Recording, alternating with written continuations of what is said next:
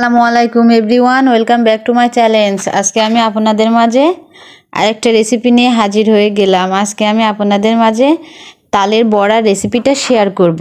যেখান থেকে আমার রেসিপিটা দেখছেন, রেসিপিটা দেখার আমন্ত্রণ জানাচ্ছি। তো আমি সিম্পলভাবে তালের পিঠা রেসিপিটা আপনাদের মাঝে শেয়ার করব। তো কথা না বাড়িয়ে মূল রেসিপিতে চলে যাই। দেখুন, আমি পরিমাণ মতো তাল নিয়ে নিয়েছি। তালটা আমি ফ্রিজে রেখে দিয়েছিলাম। তালের থেকে ওর কাঠটা বের করে সেটা আমি নিয়েছি। নিয়ে পরিমাণ মতো চিনি দেব। চিনি দিয়ে আমি একটু নেড়ে চেড়ে দেবো যাতে চিনিটা তাড়াতাড়ি গলে যায়। এখন আমি মিশিয়ে নিচ্ছি। দেখুন, আমার মেশানো হয়ে গেছে।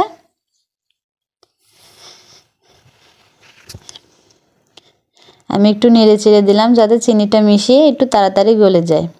তো গলে গেছে, মিশিয়ে দিয়েছি। মিশিয়ে দিয়ে এদিকে আমি চালের গুঁড়াটা, শুকনা চালের গুঁড়া দিয়ে দিব। শুকনা চালের গুঁড়া দিয়ে আমি কিছুক্ষণ নেড়ে চেড়ে নেব। কিছুক্ষণ নেড়ে চেড়ে মিশিয়ে দেব। আমি চামচের সাহায্যে না, আমি হাত দিয়ে তালের মধ্যে আমি শুকনা চালের গুঁড়াটা মিশিয়ে নেব।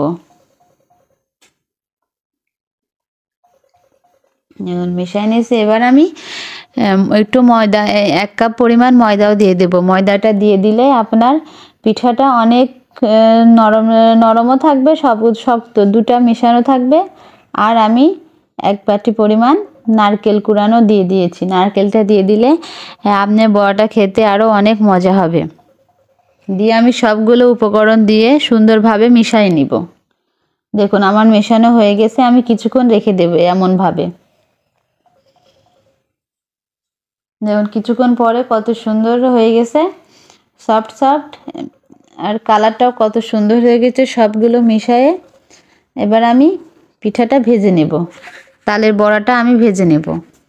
প্যানে আমি পরিমাণ মতো তেল দিয়ে দিয়েছি। তেলটা গরম হয়ে গেছে। এবার আমি এক এক করে বড়ার শেপে করে ছেড়ে দেব তেলের মধ্যে। এভাবে আপনারা চাইলে ছোট বড় সব আকৃতির করে বড়া শেপ তৈরি করে নিতে পারেন। আমি সবগুলা দিয়ে দিয়েছি। দিয়ে আমি এবার নিচের পাশটা যখন লাল লাল হয়ে যাবে তখন আমি উল্টাই দিব।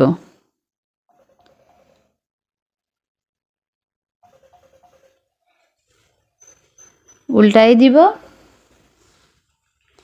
আর এই বড়াটা বানানো অনেক সিম্পল আর খেতে অনেক মজা লাগে। চালের গুঁড়িটা দেওয়ার জন্য বড়াটা অনেক মশমশা হয়, খেতেও অনেক মজা থাকে। এটা তৈরি করে আপনারা কিছুদিন সংরক্ষণ করেও খেতে পারবেন। তো আমার বড়াগুলো ভাজা হয়ে গেছে। এবার আমি এক এক করে উঠাই নিব। এক এক করে আমি বড়াগুলা উঠাই নেব। আর আমি সিম্পল একদম সহজভাবে আপনাদের রেসিপিটা শেয়ার করেছি। আশা করি আপনারা অনেক সহজে তৈরি করতে পারবেন, কোনো ঝামেলা নেই। আর এটা তৈরি করে আপনারা অনেক দিন রাখতে পারবেন। দেখুন, আমার পিঠাগুলো তৈরি করা হয়ে গেছে। আর কত সুন্দর কালার হয়েছে, গোল গোল দেখতে। তো আশা করি আমার রেসিপিটা আপনাদের ভালো লাগবে। আমার রেসিপিটা ভালো লাগলে আমার পাশে থাকবেন, আমার বেস্টে সাপোর্ট করবেন। অন্য কোনো রেসিপি নিয়ে আবার আপনাদের মাঝে চলে আসব। ধন্যবাদ বন্ধুরা। আল্লাহ হাফেজ।